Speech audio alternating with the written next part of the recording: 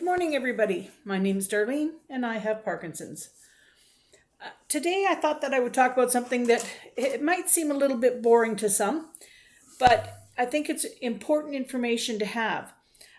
People tend to think that when they think of Parkinson's, they think of tremor, and that's sort of the primary thing they think of. So, therefore, there's an awful lot of symptoms that a person can have other than tremor that go unnoticed for quite a while, and therefore if it goes unnoticed, it can go undiagnosed, and the sooner you get diagnosed, the better it is for you.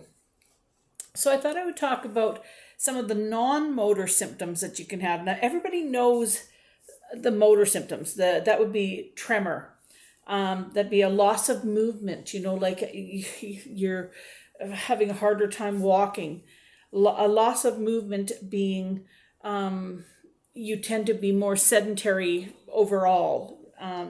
Rigidity. You notice suddenly that your feet aren't bending, your legs aren't bending, everything's getting more rigid.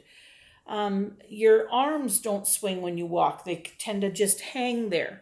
Those things are all considered motor symptoms. So today I want to talk about the things that get missed a lot, the non-motor symptoms. It's not going to be a very long video, so just hang in there, please, because it is important. Very early on, people experience all sorts of different things, and there's a wide gamut. You don't get all, you don't get even often very many of them, but they're key things to remember. One of them is a loss of smell. People don't realize that can be a symptom of Parkinson's. Now, I have not got that, but that is something that happens, is a loss of smell. Another very common symptom is constipation. And everybody, immediately goes, oh, do I need a colonoscopy? Is there a irritable bowel? Everybody thinks of other things when it comes to constipation, but they can be keys for the doctors to know, to look at that.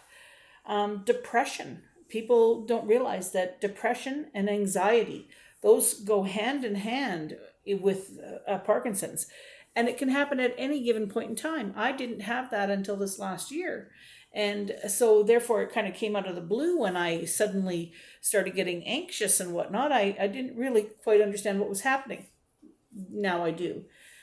Fatigue. That's another one. People go, oh, I've been so tired lately.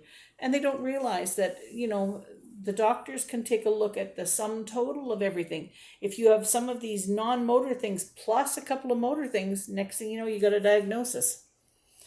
Pain. Pain usually comes from some of the motor things, like the rigidity. So that is usually associated with things like that. But pain is involved.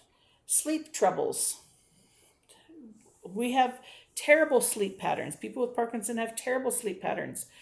All you want to do is be able to get into your bed and rest, and often that's the last thing you can do. And the one thing that I noticed, well, actually everybody else noticed about me, was my small handwriting.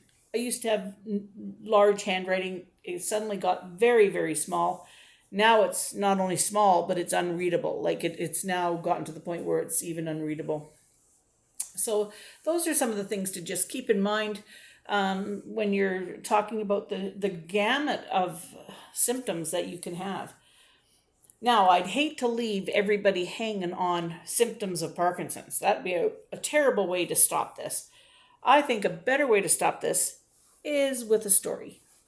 And again, I'm going to involve my children. I'm going to involve my 3-year-old daughter at this time. This was many, many years ago. And she had a very brave mother. I have to say, I was a very brave mother. I went to put some garbage under the kitchen sink, and in doing so, I believed I saw a mouse. So I did what any brave mother would do. I closed the cupboard door. I got up on the table.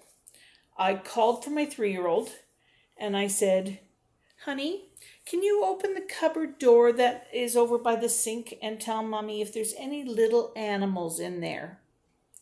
And she goes over and she opens the cupboard and she goes, yep.